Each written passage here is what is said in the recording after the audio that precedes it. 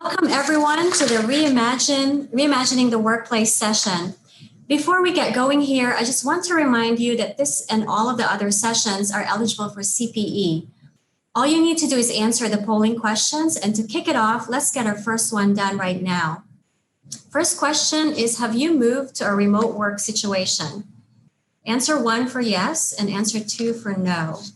So for Briggs & Desalka, we actually moved into a remote situation as early as mid-March and have continued to be remote and anticipate continuing to stay working from home probably until late September.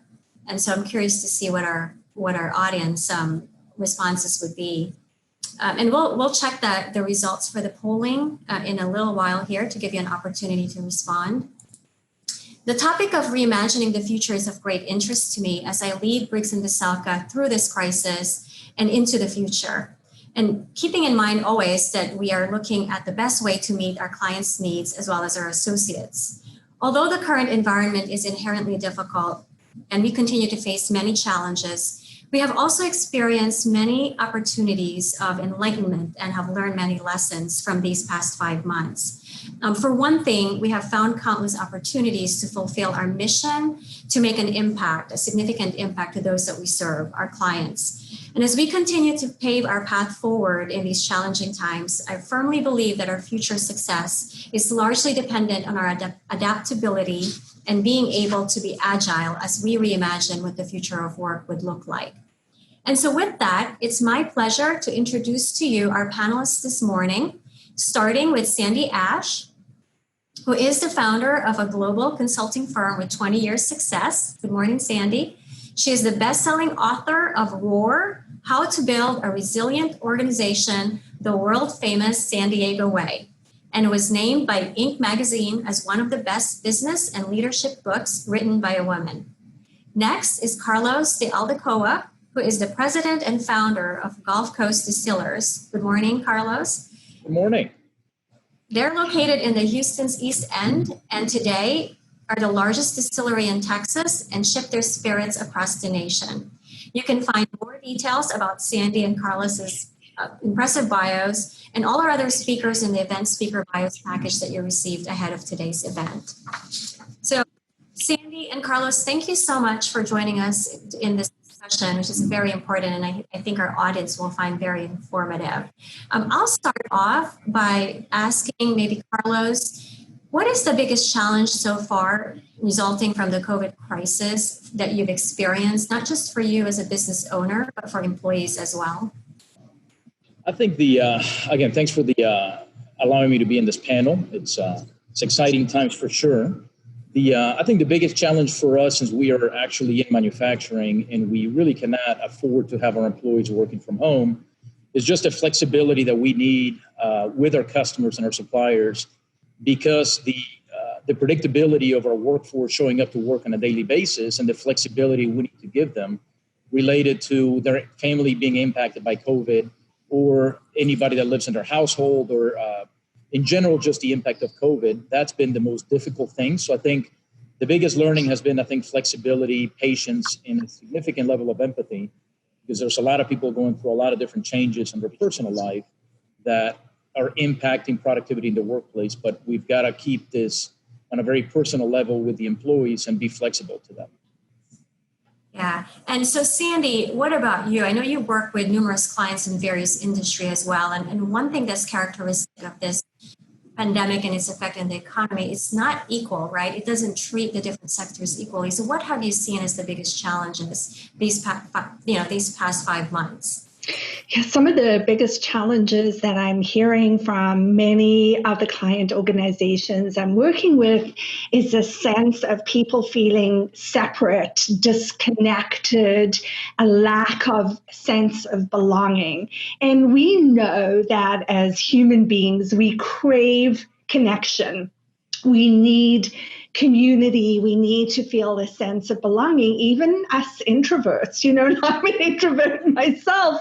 And there's a point of being at home alone, working in quarantine, that you think, oh my gosh, I need to be around people. And so virtual meetings like today are incredibly effective to transmit information. But what we miss out on are those priceless conversations that we would have if we were in the same office. You know, those little hallway banters, or just pop into somebody's office or cubicle, or pass somebody on the way in the door, out the door. And we know that that's when some of not only our best ideas are generated, but that's often where we create the greatest connection with people. So what I've been suggesting to clients that I'm working with is schedule one-on-one conversations with people via Zoom or Teams or even on the phone, but just to give people the opportunity to really connect, and maybe even ask just a very simple question like, how are you? You know, how is this working out for you? What are some of the challenges you're facing? And how can I help you? And then to really just listen.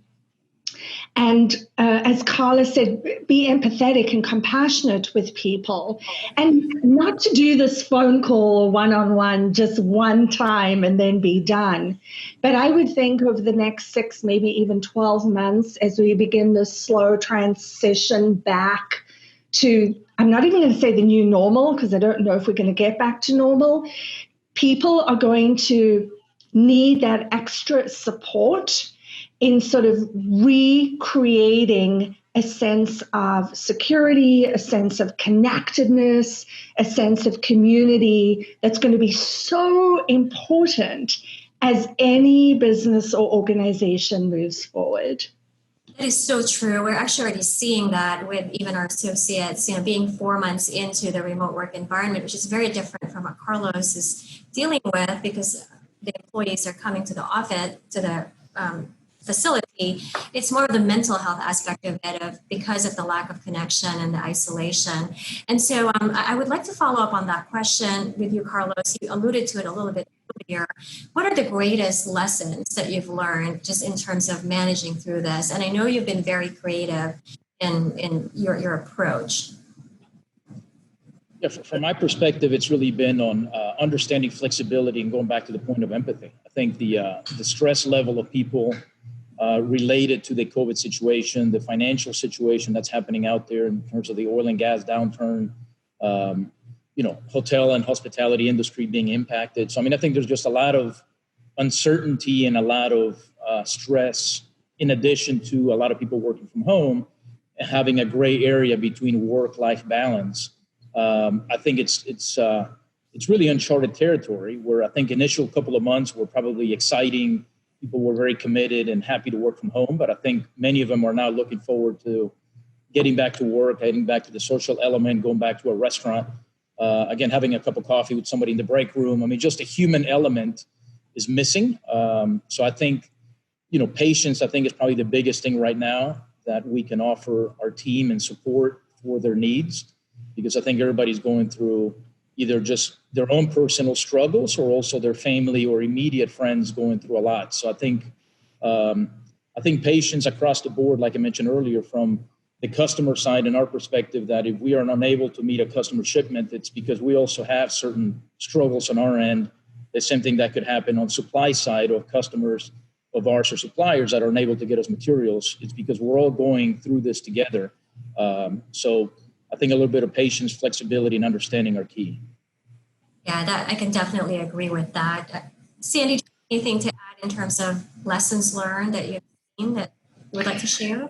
Yeah, I really appreciate the point that Carlos made about the level of uncertainty. And certainly, we're all grappling with an inability to look outside of ourselves for confirmation and validation that everything's going to be okay. And I'm a strong proponent of that. Certainty comes from a sense of purpose. And Sheila, I know this is a huge passion of yours. Yes. This is really time for organizations in any sector, any industry, to really double down and reinvent and expand your organization's purpose, because more than ever, people need something to grab onto. They need sort of a compass or a lighthouse. And because we're living in a world now that's so uncertain and it's so difficult to know what tomorrow is going to bring, that connection to a purpose, a compelling, I call a massive transformative purpose, is what gives us roots and keeps us grounded. So, just like a tree in a storm, when the wind blows, a tree that has strong, deep roots will shake, but it won't break. And the same for us as human beings, that deep sense of purpose and attachment to who we are, what's important, why we get out of bed in the morning and go to work is what's really going to keep us grounded and strong and focused through this first phase of COVID, and who knows what's going to come next. I couldn't agree more. And I know, Sandy, you know this about me too, is I think having that purpose, rediscovering it or reaffirming it has been a great anchor for us, even as a firm as well. Great insights. So before we move on to the next question that I have, I'd like to go ahead and ask, look at the results of the last poll, if we can bring that up. Wow. So a significant percentage, 93%, actually have gone to a remote work situation. Interesting. So let's take a look at the second polling question that is also related. Given that most of you are actually remote, will you be reopening your offices in the next 3 months?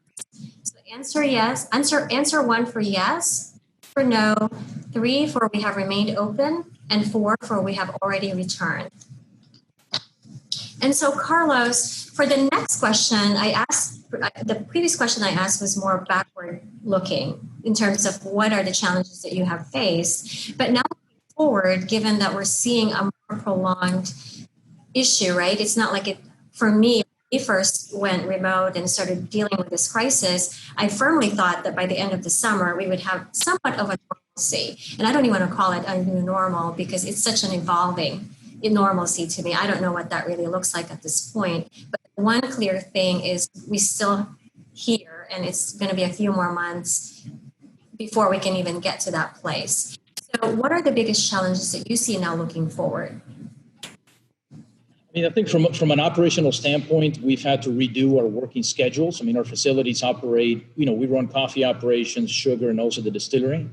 So we've had to really alternate our schedules around the clock and have what used to be kind of overlapping schedules, so people coming into the plant and people leaving the facility, to now allowing a team to leave, sanitize the equipment, and then allow the second team to go in. So there's been a lot of best practices that we've had to change in manufacturing, from sanitizing equipment to giving more PPE to the employees, to giving, again, going back to flexibility, giving them a lot more flexibility on if they feel they have a headache, if they feel they have fever, or if we're monitoring their fever going to the facility. We just have to realize that our production schedule might not be as predictable as we wanted it, because we might have to turn off a shift. We might have to not run a specific line because of the human element not being predictable or the supply side not being predictable. So I think going forward, it's been a matter of a lot of coaching, a lot of discussions, a lot of one-on-ones with management on getting them to understand that, the past KPIs, the past performance figures we were operating under are going to have to be adjusted for this, hopefully interim, but maybe this new normal level at which we have to operate in. So I think it goes back to a level of resilience, but also a level of, flexibility with expectations, again, up and downstream. But again, going back to the workplace, there's a lot of changes we had to make related to shifts, to sanitation of equipment, to PPE that people have to be wearing. So that's been really the biggest change that we see going forward. Yeah, and it really does tie into our theme of today. It's the whole notion of reimagining and retooling for that future, because that future that we're looking at isn't the same as how we used to deliver our services, even for us as a professional services firm. And Sandy, I'm sure you're seeing some of that with your own organization and your clients too. So anything you would like to add in terms of key challenges that you see in the future? Yeah, maybe even, Sheila, more than challenge, what I see is huge opportunity. So it's just a shift in the way we see it. And I think a lot of people are speaking about how do you react or adjust to the new normal. And what I'm saying is, don't seek the new normal. Normal often is a place where complacency breeds. It's like, your favorite spot on the sofa where you watch TV and you create this little groove with your behind, and that's your favorite spot. And I think anytime an organization gets used to a new normal, that's when we start to think that we know what's right, and the way we're doing it is the way that it needs to be done. And that's when we really risk becoming irrelevant. So, recently we moved to Austin. And for those of you who visited Austin, you know that Franklin Barbecue is an icon in the Austin restaurant world. Tourists all around the world, when they come to Austin, have to go to Franklin Barbecue. And pre-COVID, when you went to Franklin Barbecue, you had to wait outside in a line for 2 or 3 hours, sometimes in searing heat and humidity, before you could go in and purchase your barbecue. And people did it, I guess, willingly. And proof of that is that every day since Franklin Barbecue has been in business, that's almost 12 years, they've sold out of brisket. So come COVID-19, well, that business delivery model just isn't going to work anymore. So that was their normal, and they thought this was the way it was working, obviously. But in the COVID-19 world, you could no longer deliver your product or service in that way. So they went to an online ordering app and an ability to drive up, text what spot you're in, and somebody drops a barbecue in your trunk. And I think this is such a great story of the power of disruption. And the truth is, if we're not disrupting ourselves all the time, if we're not staying uncomfortable and on the edge all the time, something will come and disrupt us, like COVID. And who knows what storm is going to come next. So as Carla said, this is an important time. It's a critical time to build the agility, the resilience, that skill set, the tool set, that mindset of how can you always be looking for what's new, what's better. Yesterday, I was listening to one of my favorite podcasts on NPR, Built to Last, with Guy Raz. And he was interviewing the guys who started the Sweet Green fast casual restaurant franchise. And before COVID, they were doing great because their business model was fantastic. And now everything has changed. And they said something so profound, and I'll leave everybody with this, is a guy asked them, how are you approaching business now? And they said, we're imagining that we're starting our business from scratch, that it's our first day in business, and we're asking ourselves, who do we need to be? What is the kind of business model we need to create to be successful now? And I think that's so valuable, not to go back and pick up the pieces and try and reassemble the way we used to do business, serve our clients, deliver our products, but to really be willing to stay in that place of discomfort and use it as a springboard for massive transformation.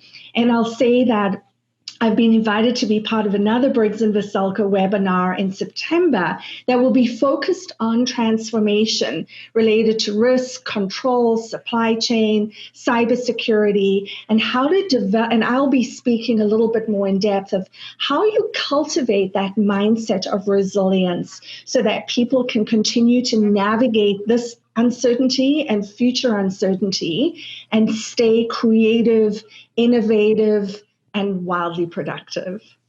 But those are really, really great points. And I think I'll follow that up with Carlos, because I know, Carlos, you yourself you've built many businesses, very successful businesses in diverse groups, diverse areas. And the one that you did recently with pivoting, which is, to me, was very, very impressive in terms of looking for alternative ways of utilizing your manufacturing facility. Can you talk a little bit about that in terms of how you leverage this crisis, to maybe even foster growth and thrive in it?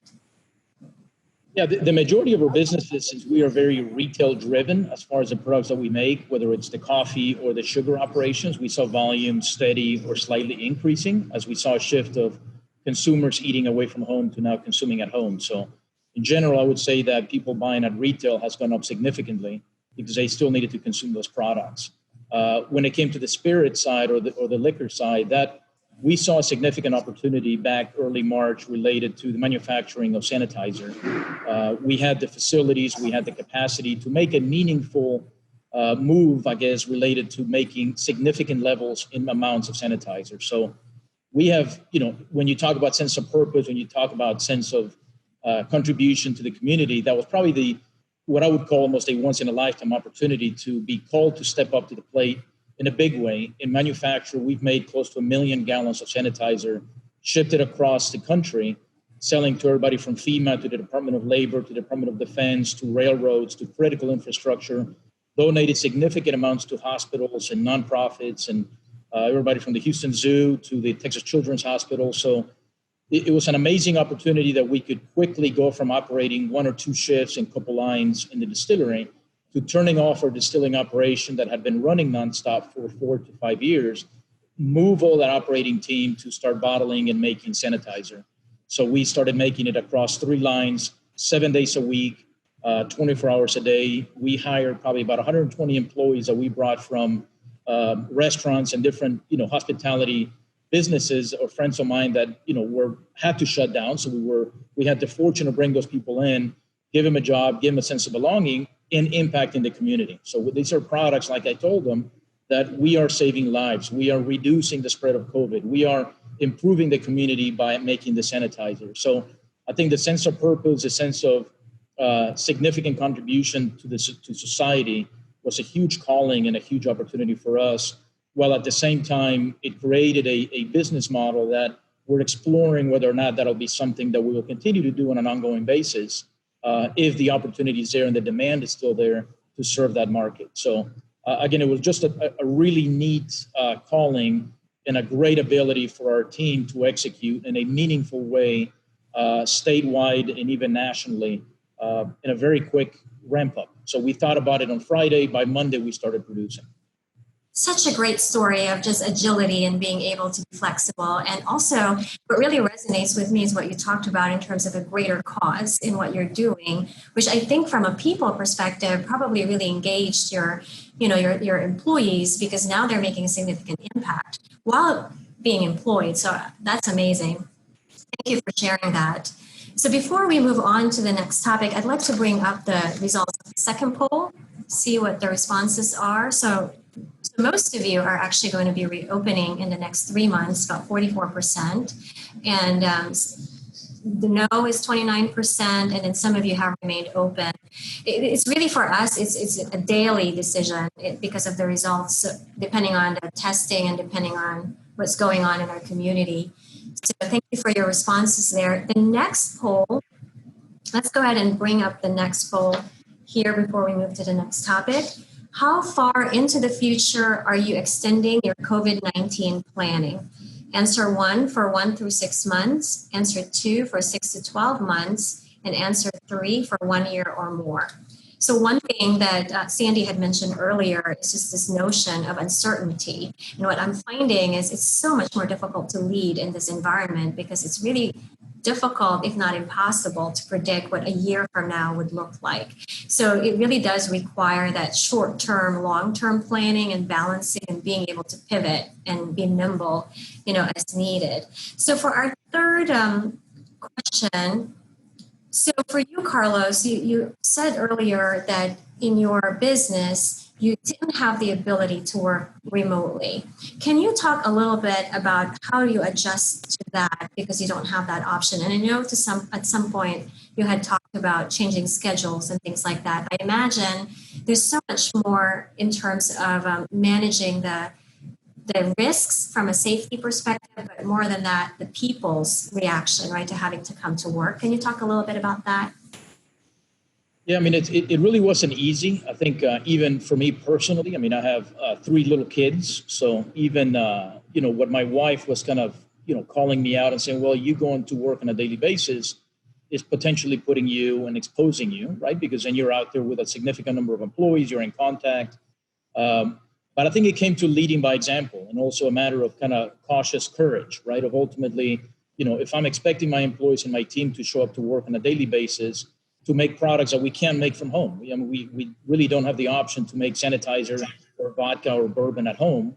So we have to show up to work. So, I think it goes back to listening to them, providing a significant level of flexibility as to what schedule worked for them better, whether they could work better because their kids were obviously at home, maybe the wife was also at home. So what we looked at the traditional workplace and traditional schedules and work rules, like Sandy was saying, that new normal is almost like, let's just put that on hold for now and figure out what do we need and how do we operate in this environment today to allow us to be a productive facility and to allow us to, again, take care of our human capital.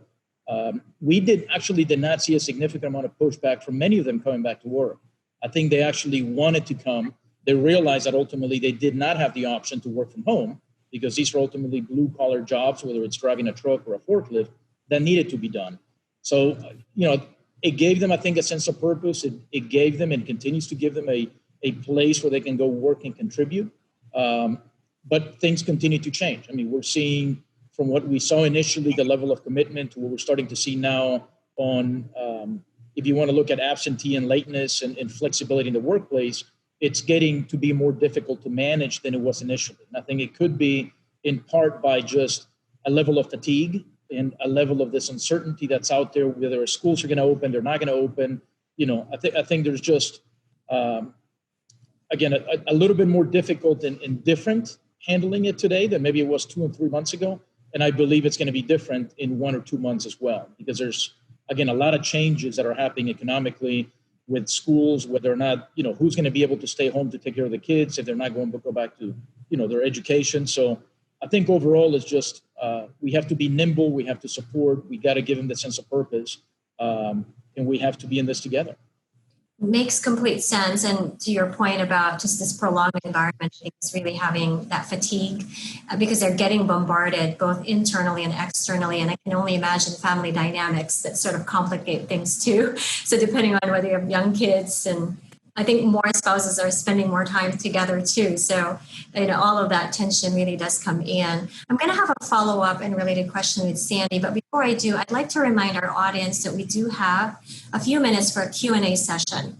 So if you would like to ask a question, there is a Q&A section on the bottom of your Zoom panel. So feel free to go ahead and post some questions there, and we'll go to them and address as much as we can with the time that we have. So Sandy, related to what I was asking Carlos, for your clients, and you saw the poll earlier, many companies have been able to go remote. The question that I have is, how do you create a culture of psychological safety and transparency in our current environment, which I think we can all agree, right, that our businesses are driven by our people. So without our people, we can't be successful. Can you talk a little bit about that? Because it is this mental, I think, concerns now that we have with our folks. Definitely. The issue of keeping people safe is absolutely critical, safe physically, but we want to create that environment where people feel safe emotionally and mentally, and that's that psychological safety that you're referring to cultivate the kind of environment where people can come to work and they feel safe speaking up, they feel safe expressing their concerns, and that there is the highest level of transparency. And in many organizations, that's difficult to achieve. I've been reading a book called The Fearless Organization by Amy Edmondson. I highly recommend it. And she talks just about that from a research point of view and using some brilliant case studies, how you need to be able to create that environment where people know for sure that there won't be negative consequence for them being able to speak up. And as you know, I've been working on a big project with Houston Public Works, just an incredible organization that manages the infrastructure of Houston. And one of the things we've been talking about there, particularly for people who work in crews and are going out to fix streets and wastewater leaks, as well as people still working in the sort of more white collar jobs in the office, is how do you give people the opportunity and the freedom and the safety to express how comfortable they are being close to people. So we know that some of us are going to come back to work and we can't wait to hug each other or shake hands. But for some of us, it's going to be an elbow bump. And for other people, it's going to be stay your 6 feet away. I don't even want to be in a meeting room with other people. So there's going to be a broad range of responses when people come back, and for people already in the work environment and as people transition back into the work environment. And so at Houston Public Works, we've been batting this idea around about giving people the opportunity to wear a red, yellow, or green rubber wristband. And the red wristband means stay away, I'm not comfortable, I'm really suspicious and afraid. And the yellow is I'm okay with an elbow fist bump. You can come sort of within 6 feet. And the green wristband, if I'm wearing that, says, I'm fine, I feel completely comfortable, you can come close, we can sit in the same meeting room together. And I think that's just an example of how to take the stress of the sense of how do I feel safe in the work environment and make it easy for people to express their level of psychological safety and avoid unnecessary awkwardness or embarrassment. And I think we've all been exposed to that now. When you meet somebody face to face, you have this immediate sort of thought of, okay, do I hug? Do I shake hands? Do I come close? Do I stand away? Do I need to wear my mask? And so I think whatever we can do to sort of bring some fun to that and lighten it, and also give people that sense that they can create their own boundaries and psychological safety and be free to speak up about what works for them and what doesn't. Yeah, and that makes sense. And I actually see it in fact, listening to Carlos and then understanding kind of our different environment where we're working purely remote. And I also have family and friends that are in the medical field that continue to go to work, and their exposure, right, is literally they're like inches from people that are positive. It gives me hope that you can really put forth things in place to protect your employees in a way. And so I think it's really just that psychological safety of them being able to tell you when they're not comfortable. So great discussion there. So we're actually reaching the point of our Q&A session here, and we've got a few questions that's popping up. But before we do, Catherine, can you pull up the results of the last poll, please? So it's close to even, really. We have 43% that are extending their COVID-19 planning 1 to 6 months and 6 to 12 months, with the minority being in the 1 year or more, which is what I was expecting. Thank you for that. And so, Carlos, there's a question that's actually directed at you specifically.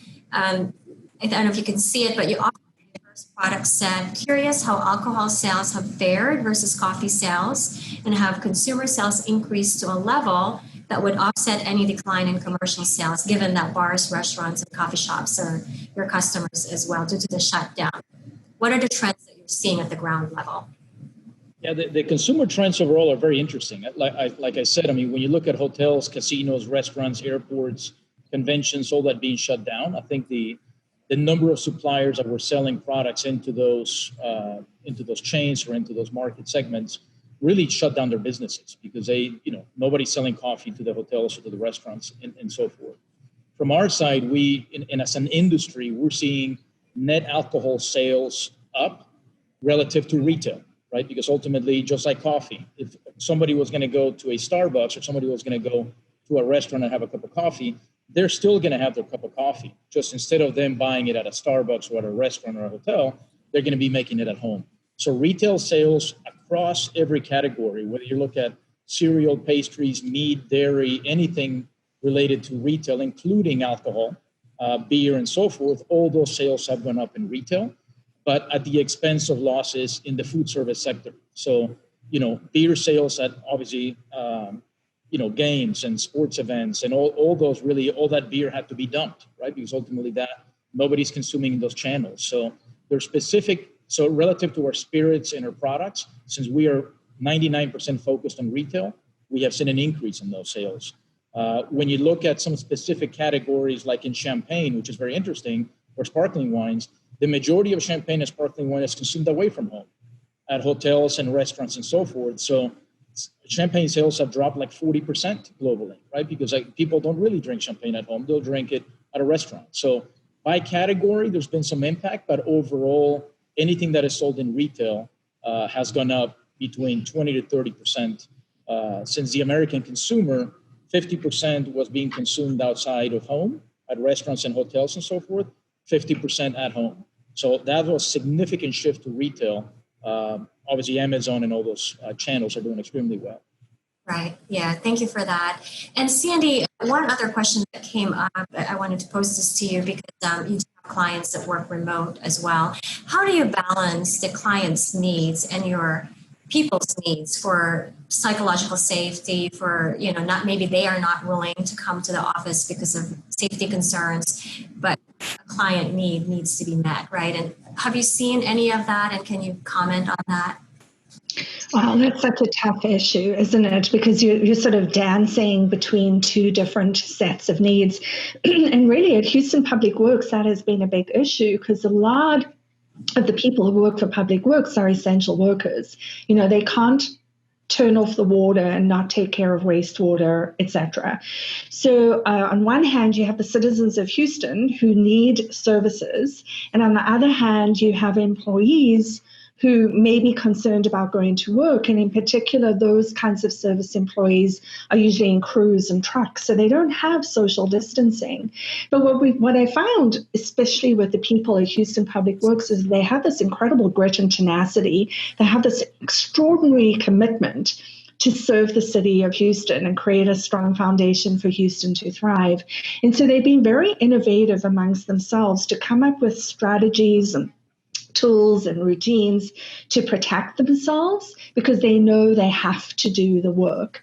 Now, obviously, there are other pools of employees in other organizations that may not be considered essential, but still there's a client demand. And so I think, and Carlos and both you have talked about this a lot in this past half hours, this is a time for us to really have enormous compassion. And compassion doesn't mean letting people off the hook. Compassion doesn't mean you take your foot off the gas pedal and allow people to not show up or not do their work or be lazy. But at the same time, to bring that sense of real empathy and understanding and listening, and then having the conversation about, look, I understand that you may not be comfortable providing the service, and this is something that's necessary. So let's talk about how we can be more flexible, more agile in the way in which the service is delivered, and come up with some ways to make sure that you're protected and safe.